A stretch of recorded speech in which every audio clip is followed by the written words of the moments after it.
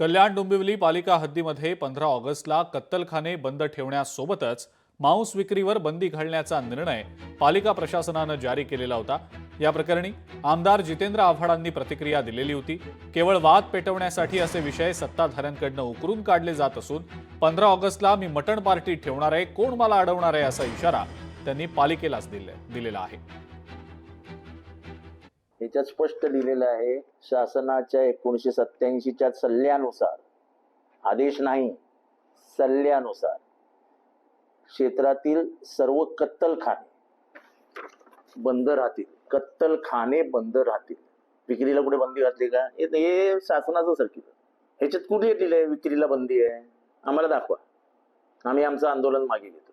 तुम्हाला हा वाद पेटवायचा आहे फक्त, बाकी काही करायचं नाही। आहे शासनाचं हे सर्क्युलर, आणि त्यांनीही अधिकार कोणाला दिलेत? महानगरपालिकेला दिलेत की तुम्ही तुमचे निर्णय घ्या। हा शासन निर्णय नाही, शासनाच्या सल्ल्यानुसार। कायदा सुव्यवस्था बिघडणार कशी? मी जर कोणाच्या घरी जेवायला जाणार असेल तर मला काय बंदी आहे का कोणाच्या घरात जाण्याची? कर्फ्यू लावलाय का? लोकशाही मराठी ऐका, पहा, जागरूक रहा।